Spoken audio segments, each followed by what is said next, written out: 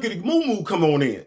What's up? What's good? What's poppin'? What's cracking? What's percolating? What's really good in the hood? It is your man Theo Butler, and welcome to this might be a sentimental episode. I ain't saying, I'm just saying what the wrong with me next. Theo, don't do it till it's so Friday. I know it's my fault. I was supposed to do this to you on Wednesday, but I wanted to make sure I did this right. So here it is.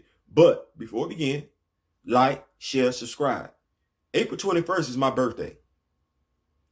Is it inconceivable with where we are at right now in regards to 393 members of the Rock With Me Nation? I count myself as a member of the Rock With Me Nation. Is it inconceivable that we can get to 1,000 by April 21st? That would be a nice birthday gift for your boy. I ain't saying, I'm just saying.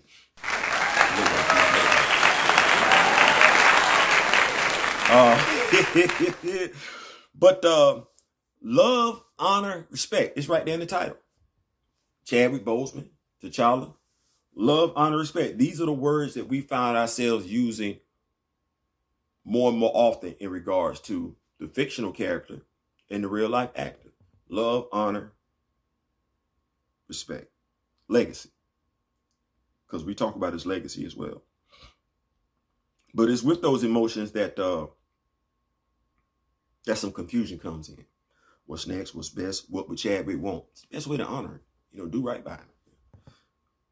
But if you rocking with me like I'm rocking with you, there's 393 of us just trying to get there. Then you heard me and many, many others speak on Chadwick Boseman, and even, yes, speak for Chadwick Boseman. I know this. As has been pointed out to me, and I can admit, I didn't know Chadwick personally. But I did listen to his words. I listened to his words, and I read his words. Listened to his words over and over again and read his words over and over again.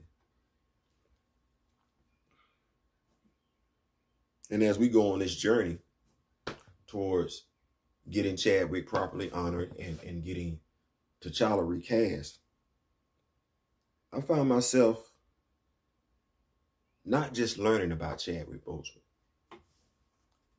but also learning from Chadwick Boseman.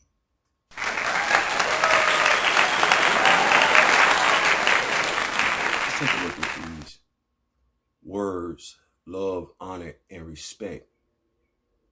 What those words truly, truly mean. And then, as opposed to me saying something, you're going to hear my voice. Won't be my words, though.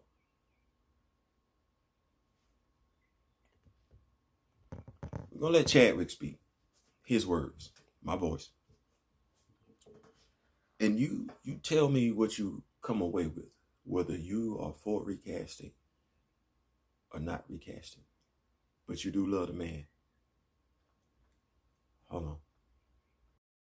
First of all, before we begin, and I definitely appreciate y'all for rocking with me. The Rock With Me Nation, yeah! But when we take a look at love, Webster's Dictionary defines love as an intense feeling of deep affection, a great pleasure, or interest in something. Y'all see that next word? Honor. It defines honor as holding high respect, great esteem, adherence to what is right, or a conventional standard of conduct, to regard with respect, to fulfill an obligation or keep an agreement. Speaking of respect, respect is defined as a feeling of deep admiration for someone or something, elicited by their abilities, qualities, or achievements. Due regard for the feelings, wishes, rights, or traditions of others. To admire someone or something deeply as a result of their abilities, qualities, or achievements. I can see how we get that way with Chad. I can. As for legacy, in historical terms, a legacy is something that is handed down from one period of time to another period of time. Often it means something handed down from an ancestor to a predecessor. So yeah, those are the textbook definitions of the words that we use that we come to use so often when talking about the man that we say we miss and the character that we say we want to get recast. But I understand there's been a lot of speculation and conjecture.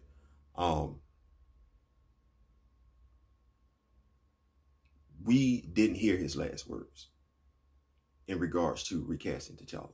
We know Derek was by his bedside. We do. And I just want to take this time to say that if you've never been by a loved one's bedside when they passed away, you really do a disservice to Derek Bozeman by being so quick to say he don't know what Chadwick would have wanted.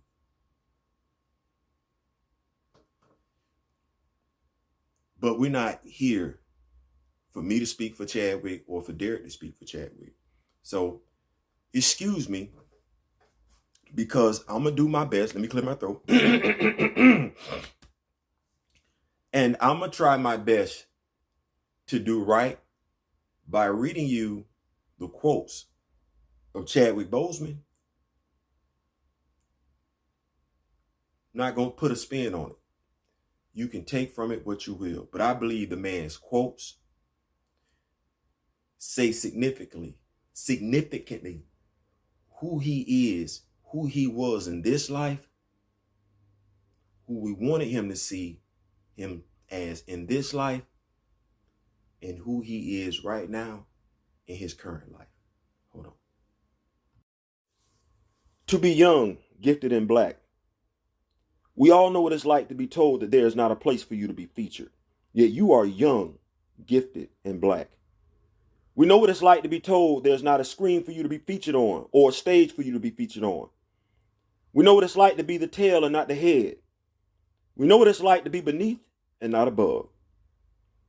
That is what we went to work with every day because we knew that we had something special that we wanted to give the world.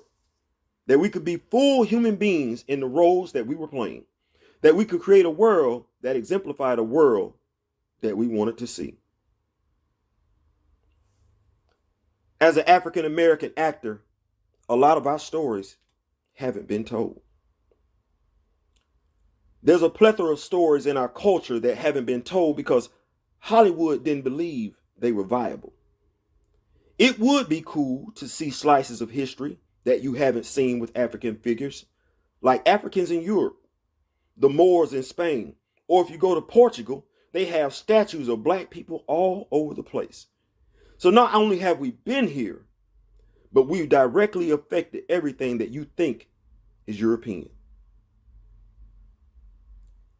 You have to cherish things in a different way when you know the clock is ticking.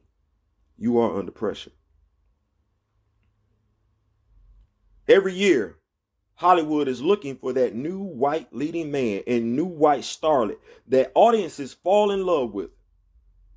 But they're not looking for the next Denzel Washington, Will Smith, Sidney Poitier, or Chadwick Boseman. People of African descent, most of us grew up accepting and loving Spider-Man. I still love Spider-Man. I still love The Incredible Hulk. I still have those characters that were white role models, superheroes, heroes, whatever you want to call it. You basically had no choice but to accept those.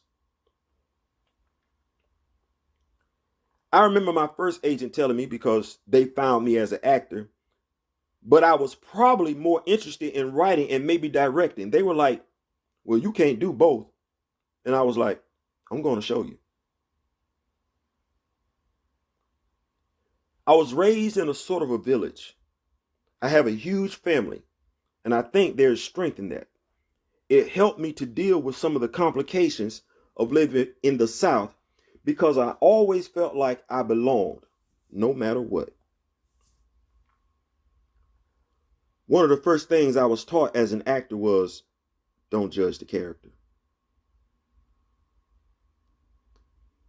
I would love to have an ocean of love right now. That said, the number one rule of acting is do not seek approval from the audience. People don't realize that you can't do stuff to get applause. You have to live in the truth. I like ambiguity because you may be the villain in someone else's story and the hero in your own. And I think very often African American characters are either one thing or the other. You shouldn't have to be perfectly good or perfectly bad. You don't even have to be magical. When you play characters, you shouldn't just be putting on their characteristics. You should be finding it in yourself. We live in a world where people can ridicule you at the push of a button. They can question you at the push of a button. The projects that I ended up doing that I want to be involved with in any way have always been projects that will be impactful, for the most part, to my people, to Black people.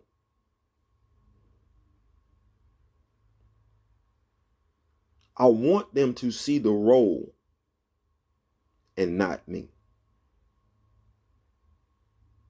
This last quote comes from Derek Bozeman. It was his honor. It was the honor of his career to bring King T'Challa to life in Black Panther. Yeah. Thoughtful. Deep. Yeah, I think we could say that. But you think about it. Go back and play the words, video. Think about what he said. Think about his quotes. Think about the words. But it wasn't just about the quotes when it came to Chadwick. It's the actions as well. When he visited Ian and Taylor. Two terminally ill little boys who didn't live quite long enough to see their favorite superhero, T'Challa, aka Black Panther. It's a lot of people that didn't live long enough to see T'Challa, Black Panther.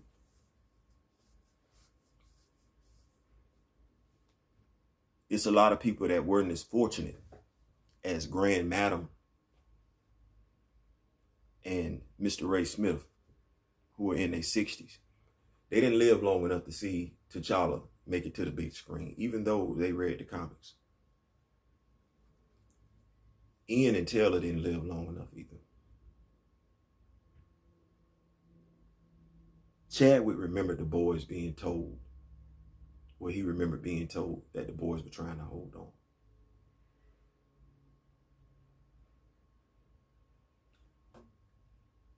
Like many of us who hurt when Chadwick passed, Chadwick was hurt when he found out about Ian and Taylor.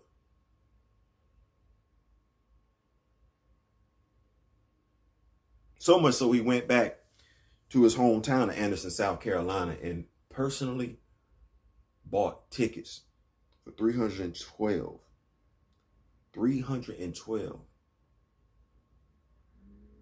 underprivileged children.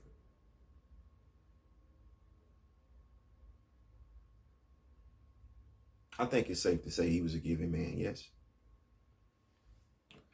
I think it was safe to say he was an unselfish man.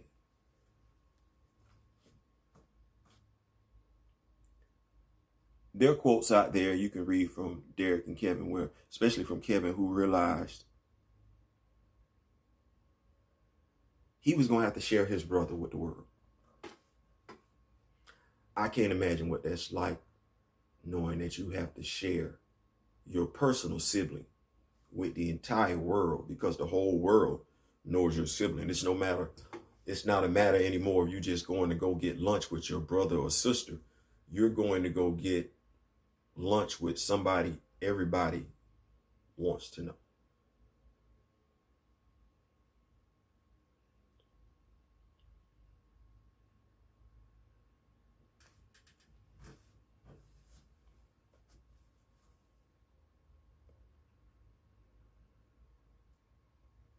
It'd be nice if we could have heard his words in regard to what he would have wanted with the role in regards to T'Challa to take place. I know personally I would like to see the role recast. I just, personally speaking, because I recognize the significance that T'Challa and all of Wakanda mean to black people. The whole story, not part of the story, not half the story, but the whole story.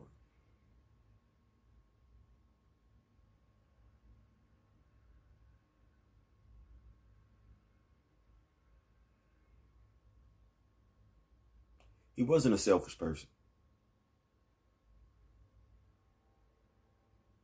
He really was a giving person. Think about that.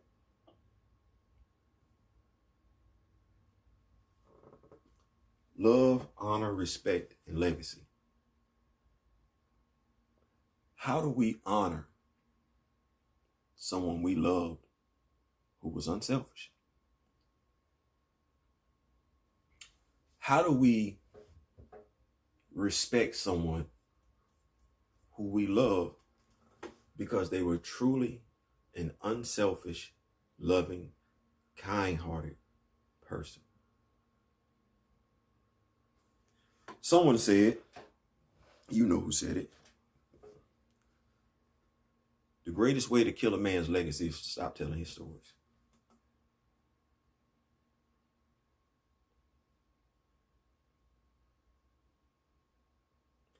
I'm not going to stop telling T'Challa stories.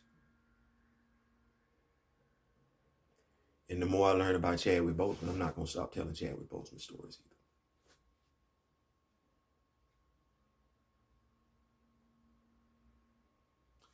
What I will do is this, though. I will say the Marvel Cinematic Universe. I need a statue. Chadwick Boseman. I need a boulevard named after Chadwick Boseman. I need a wing at Disney Studios named after Chadwick Boseman.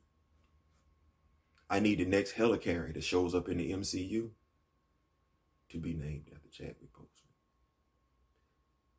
Because he was unselfish. And if his family was willing to share him with the world, and that's his blood, and as a movie company, you should be willing to do the same. Shouldn't come to a petition. Shouldn't come to a meeting. Because all of y'all were so quick to tell me I didn't know him. None of us did. But you did. You say you loved him.